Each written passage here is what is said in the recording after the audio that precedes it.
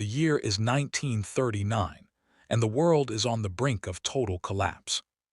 But in the frozen, jagged wilderness of the Finnish border, a different kind of war is being fought, one that defies every law of military probability.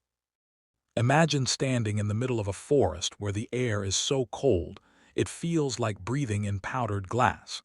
The temperature has plummeted to a bone-chilling -40 degrees Celsius. At this level of cold, metal sticks to your skin, and your very breath turns into a white cloud of steam that hangs in the air like a neon sign for anyone looking to kill you. You are a soldier of the Soviet Red Army, part of the most massive military machine on the planet. You have tanks, heavy artillery, and thousands of men at your back. Yet, as you stare into the endless white silence of the Finnish woods, you have never felt more hunted. Rumors have been circulating through the frozen trenches for weeks. The men call him Belaya Smirt, the White Death. They say he isn't a man at all, but a forest spirit made of ice and vengeance. They say he doesn't use a face, he doesn't leave tracks, and he never, ever misses. You try to tell yourself it's just propaganda, a ghost story meant to rattle the nerves of fresh recruits.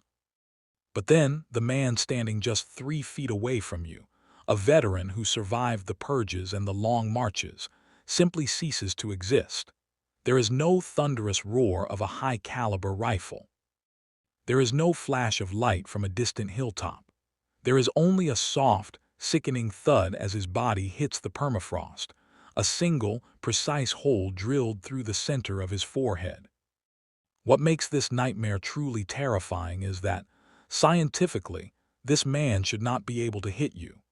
Most snipers of the era relied on sophisticated German or Soviet telescopic scopes. Those lenses were the sniper's greatest tool, but also their greatest weakness. A lens reflects sunlight. Even in the dim, gray light of a Finnish winter, a tiny glint of glass is enough to give a position away. But as you scan the tree line through your own binoculars, there is no glint. There is no muzzle flash. There isn't even a puff of exhaled breath to indicate where the shooter is hiding. This is because the man in the snow, a 5-foot-tall farmer named Simo Häyhä, is doing the unthinkable. He has stripped his rifle of its scope.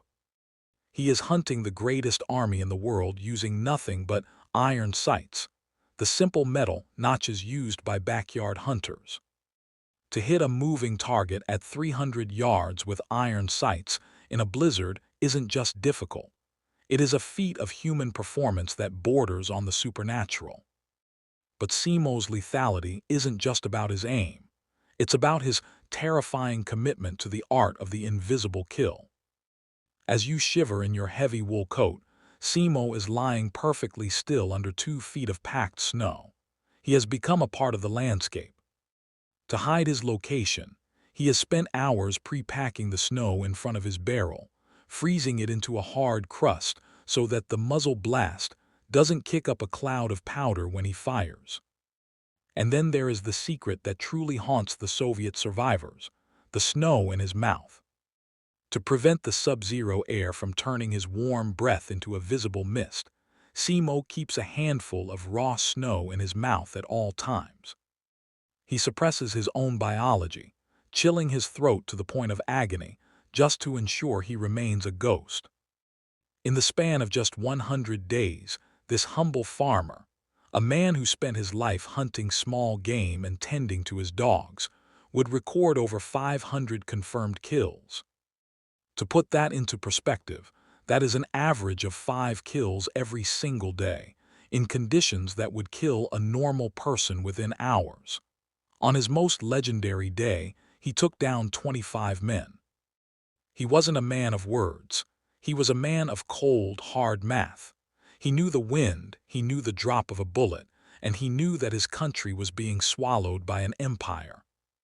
He didn't fight for medals or for the history books.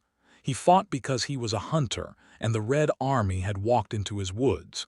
Today, we go beyond the statistics. We look past the 500 names on his list to understand the psychological warfare of a man who could vanish in plain sight. We explore the 45 seconds of madness where he faced down 21 men alone, and the moment a Soviet explosive bullet tried to take his life, only for him to wake from a coma on the very day the war ended. This is the story of the deadliest sniper in human history. This is the story of the man who laughed at the face of an empire, armed with nothing but a rifle and a handful of snow. This is the legend of the White Death. The transformation of Simo Häyhä from a quiet, unassuming farmer into the most feared marksman in history did not happen in a secret military laboratory or through elite commando training. It happened in the rugged, unforgiving wilderness of WWII, a small village near the Finnish-Russian border. To understand how Simo achieved 500 kills, you have to understand the life he led before the first shot of the Winter War was ever fired. Simo was a man of the earth. His hands were calloused from tilling soil, and his eyes were sharpened by years of tracking foxes and birds through dense, shifting forests. In the Finnish wilderness, hunting isn't just a hobby, it's a necessity for survival. This was his true academy. It taught him the two most important skills a sniper can possess: patience and the ability to read the wind. When the call to arms came, Simo didn't ask for a special weapon or a high-tech kit. He arrived at his post with his personal rifle, a Finnish-produced Nagant variant known as the M2830. To a modern observer, this rifle looks like an antique, a heavy piece of wood and steel that belongs in a museum. But in Simo's hands, it was a precision instrument. The M2830 was shorter and more balanced than the standard Russian Nagant, designed specifically for the smaller frame of Finnish soldiers. It was rugged enough to function at temperature where oil freezes into sludge and bolt actions normally jam.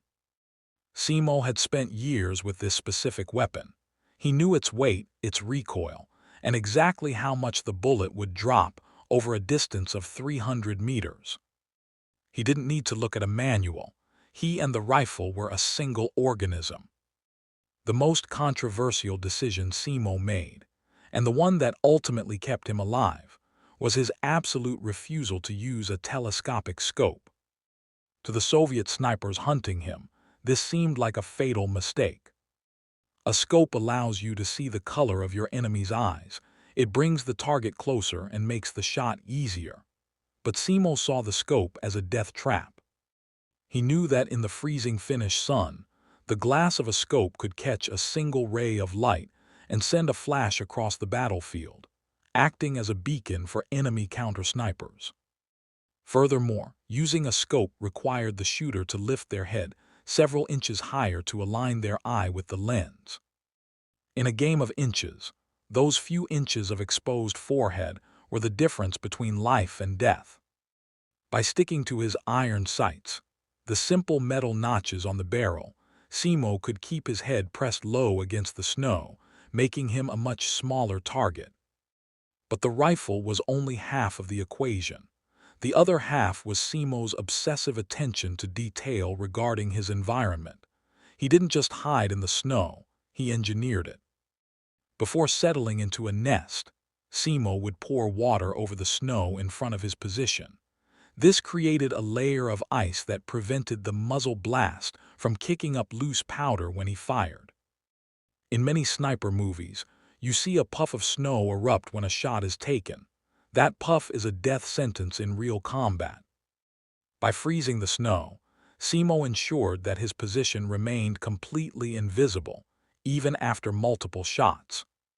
He would also build up mounds of snow around him to break up the silhouette of his body, making it impossible for the human eye to distinguish him from the natural bumps of the forest floor. His training as a hunter also gave him a psychological edge over the city-born Soviet conscripts. Simo understood the white noise of the forest. He knew how to move through the woods without snapping a single twig, and how to use the sound of the wind to mask the sound of his bolt cycling a new round. While the Soviet soldiers were huddled together for warmth, complaining about the cold and the lack of food, Simo was comfortable in the silence. He was used to spending days alone in the woods, waiting for a single animal to cross his path. To him, the Red Army was just larger, slower-moving prey. He didn't see them as a massive political force. He saw them as targets that didn't know how to hide. The sheer volume of his practice was also a factor that is often overlooked. Simo was a competitive shooter in the Finnish Civil Guard, and his house was filled with trophies for marksmanship. He had practiced the Mad Minute, a drill where a shooter tries to fire as many accurate rounds as possible in 60 seconds, thousands of times. This muscle memory meant that even when his hands were numb and his eyes were watering from the stinging wind, his body knew exactly what to do. He could reload, aim, and fire in one fluid motion, often taking down multiple targets before the first body had even hit the ground. This combination of a hunter's patience, a champion's skill, and a survivalist's common sense created a warrior that the world had never seen before. While the Soviets relied on numbers and brute force, Simo relied on the physics of the bullet and the chemistry of the cold. He was the ultimate example of how a single, well-trained individual could use the environment as a force multiplier. Every shot he took was a calculated risk, backed by years of understanding how a piece of lead travels through freezing air. He wasn't just a shooter, he was a master of his domain, and the M2830 was his scepter. The legend of the White Death reached its terrifying peak at the Battle of Kala, a place where the Finnish slogan, Kala holds, became a symbol of national survival. It was here that Simo Häyhä moved from being a simple marksman to a psychological ghost that haunted the dreams of the Soviet high command. The Soviet generals were losing hundreds of men every week to a phantom they couldn't see, and the frustration turned into a desperate obsession. They didn't just want to stop the sniper, they wanted to erase him from the face of the earth. The area where Simo operated was subjected to area saturation bombing. The Red Army would identify a general square mile where they suspected he might be hiding and unleash a hellish rain of artillery shells, turning the beautiful white forest into a blackened, splintered graveyard of trees. Yet when the smoke cleared and the Soviet infantry moved forward, the phantom would reappear, and the bodies would start dropping again.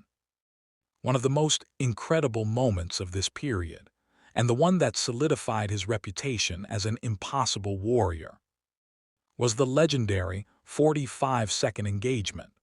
Simo had been positioned in a concealed nest overlooking a narrow passage through the dense woods. A Soviet platoon, thinking they had cleared the area with mortar fire, began to move through the clearing. There were 21 men in that unit. Most snipers would have taken 1 or 2 shots and then retreated to avoid being surrounded. But Simo knew that if he let them pass, they would flank his comrades further down the line. In a display of speed and accuracy that sounds more like fiction than history, Simo engaged. Using his bolt-action M2830, a rifle that requires a manual movement of the hand for every single shot, he began to pick them off. He was firing so fast that the survivors thought they were being attacked by an entire squad with automatic weapons. Within 45 seconds, all 21 Soviet soldiers were dead or incapacitated. He had fired, reloaded, aimed, and neutralized a target every 2 seconds. This wasn't just shooting. It was a rhythmic, lethal dance of muscle memory. The Soviet response to this was to send in their own super snipers, elite marksmen who had been trained in the finest schools in Moscow. These were men who wore medals for their accuracy and carried the most advanced telescopic rifles the Soviet Union could produce. One such sniper was sent specifically to hunt the hunter. This man spent days tracking Simo, looking for the slightest mistake. Finally, the Soviet sniper thought he saw something, a tiny movement in a snowdrift. He waited for the sun to hit the right angle. As the sun peeked through the clouds, the Soviet sniper's scope caught a glint of light. For a split second, he felt he had the advantage. But that glint wasn't from Simo's scope, because Simo didn't have one. It was the Soviet sniper's own lens reflecting light back at Simo. Simo, lying perfectly still with snow in his mouth to hide his breath, saw that tiny flash. He didn't hesitate. He adjusted his iron sights, accounted for a slight crosswind, and squeezed the trigger. The Soviet hero was dead before he could even register the sound of the shot. The psychological toll on the Red Army cannot be overstated. Officers began to refuse to go out into the open. Soldiers would intentionally injure themselves to be sent back to the hospital rather than face the ghost of the snow. The Soviets even tried to use indirect fire, calling in entire regiments of Katyusha rockets to level the forest where a single shot had been heard. They were using millions of dollars worth of ammunition to try and kill one man with a $10 rifle. Every time they failed, the legend grew. Simo began to receive fan mail from across Finland, and he was promoted from corporal to second lieutenant in a single day, the fastest promotion in the history of the Finnish military. Yet, despite the fame, those who saw him at the front described him as being as cold and quiet as the winter itself. He didn't brag, he just cleaned his rifle, packed his snow, and went back out into the white. The Battle of Kala became a meat grinder for the Soviet forces, and Simo was the blade. He was once asked if he felt any fear when an entire artillery battalion was firing at his specific location. He reportedly replied that his only concern was that the explosions would ruin the perfect packing of the snow he had prepared for his rifle. This level of detachment wasn't cruelty, it was the ultimate form of professionalism. He viewed his job as a mathematical problem to be solved: distance, wind, bullet grain, and timing. He was a human computer operating in a world of ice. The Soviets eventually stopped treating him as a soldier and started treating him as a natural disaster, something you couldn't fight, only survive.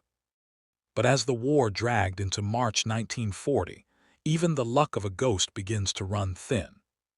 The Soviets were getting closer, and the sheer volume of lead they were throwing into the forest was bound to find a mark eventually. Simo was about to face his greatest challenge, not from a sniper's bullet, but from an explosive round that would change his face and his life forever. But even as he lay in the snow with his jaw shattered, his legend was already immortal. The White Death had already done more damage to the Soviet war machine than an entire division of tanks ever could. On March 6, 1940, the streak of the world's deadliest sniper nearly came to a violent, bloody end. By this point, Simo Häyhä had become more than just a soldier.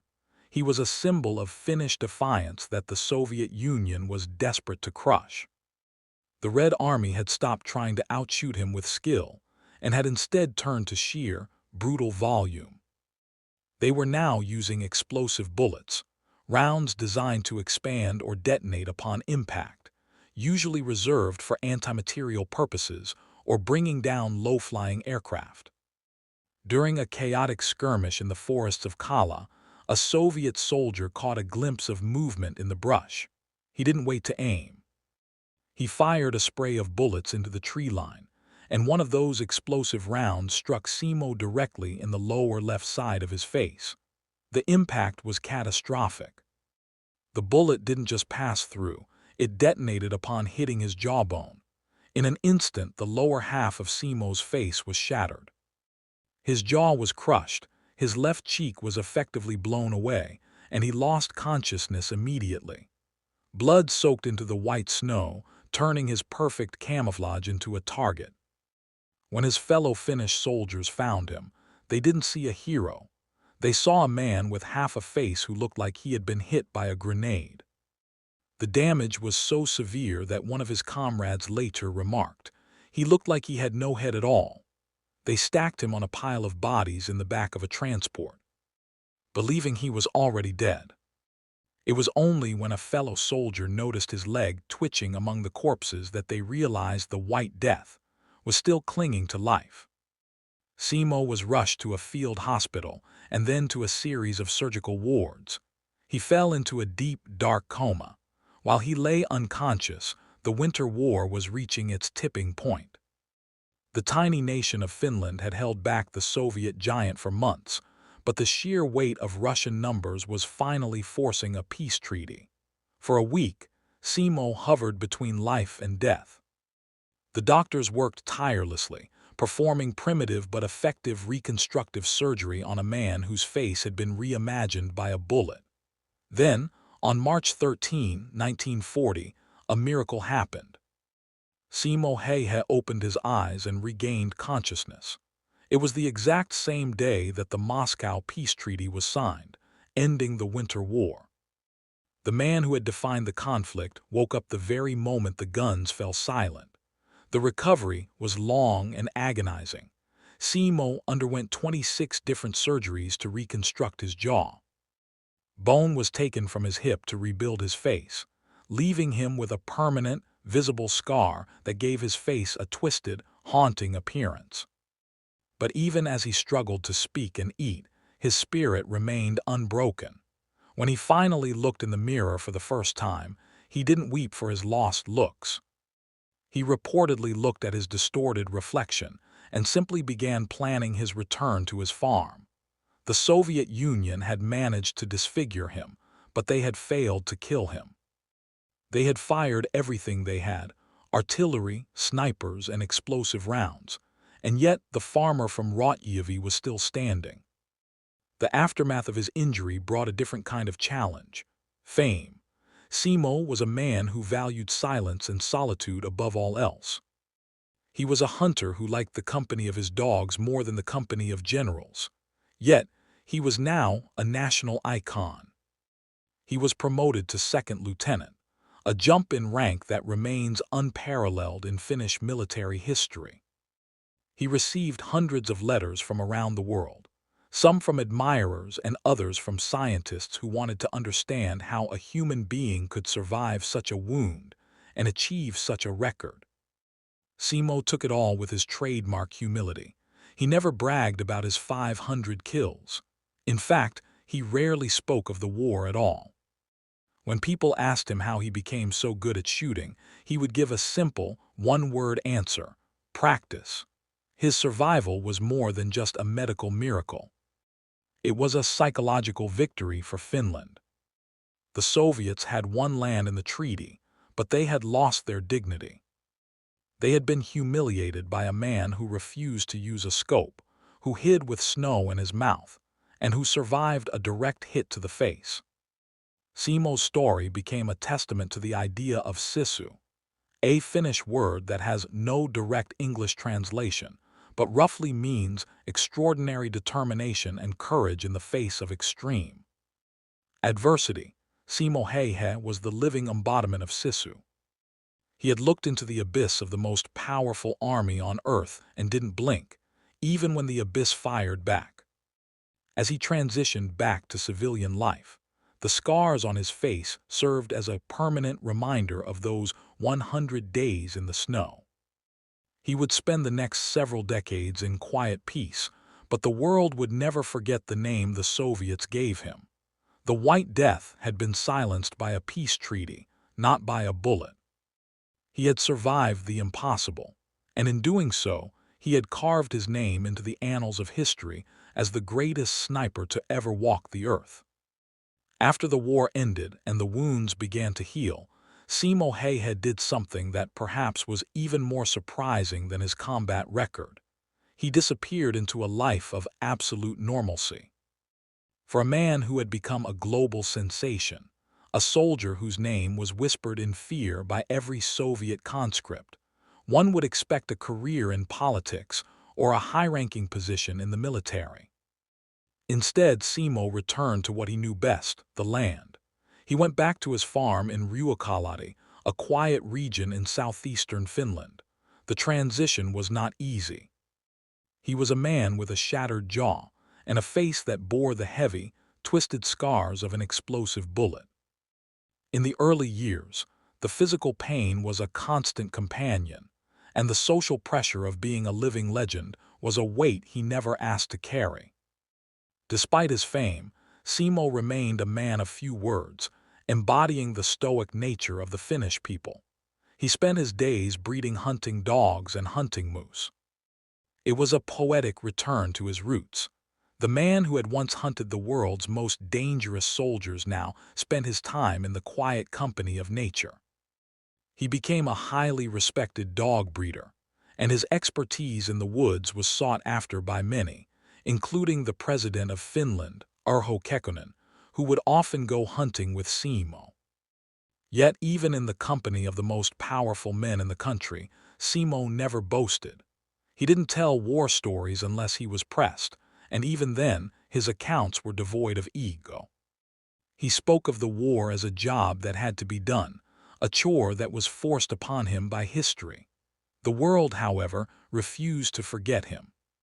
Throughout the decades, historians, journalists, and military experts from around the globe traveled to his modest home to understand the secret behind his 500 confirmed kills. They wanted to know about the ballistics, the iron sights, and the psychological state of a man who could pull the trigger hundreds of times without remorse. Simo's answers were always frustratingly simple.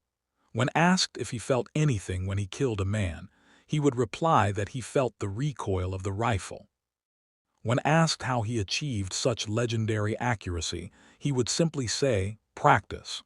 This wasn't an attempt to be cryptic, it was a reflection of his mindset. To Simo, the White Death was a character created by the media and the enemy's fear. To himself, he was just a Finn who loved his country and knew how to shoot. As the years turned into decades, the legend of the White Death began to influence modern military doctrine. Sniper schools from the United States to Russia began to study his tactics, not the technology he used, but his mastery of fieldcraft. They studied how he used the environment, how he managed his body heat, and his discipline in remaining stationary for hours in sub-zero temperatures. He proved that even in the age of tanks and planes, a single man with a rifle could halt an army if he had the patience to wait and the skill to disappear. His choice of iron sights over scopes is still debated in elite circles today, serving as a reminder that sometimes the simplest tool is the most effective when the person using it is a master. Simo Häyhä lived to the ripe old age of 96. He saw the world change from the horse-drawn era of his youth to the digital age of the 21st century. In his final years, he moved into a war veterans' nursing home in Hamina. Even then, he remained active and sharp-minded. In one of his last major interviews, just a few years before his death in 2002, he was asked if he had any regrets about the lives he had taken. He looked the interviewer in the eye and said, "I did what I was told to do as well as I could." There would be no Finland unless everyone else had done the same. It was a final, definitive statement on his service. He didn't see himself as a killer, he saw himself as a protector. When he passed away on April 1, 2002, he was buried in a quiet churchyard in WWII. His tombstone is simple, much like the man himself, but the legacy he left behind is anything but simple. He remains the gold standard for snipers globally, the ultimate example of sisu, and a reminder that the human spirit is capable of enduring the impossible. Today, his M2830 rifle is a relic of a time when the world was on fire, but his story continues to go viral every year. It resonates because it is a story of a quiet man who stood up to a giant. It's a story that proves you don't need the loudest voice or the fanciest equipment to change the course of history. You just need a clear eye, a steady hand, and the courage to stay hidden in the snow. The White Death may have died as an old man in a bed, but the ghost of Simo Häyhä still haunts the snowy forests of the Kala River, reminding every invader that some woods are never truly empty. His 500 kills remain a record that will likely never be broken, not because of a lack of skill in modern soldiers, but because the world may never again see a man with the singular, frozen focus of the farmer who refused to use a scope.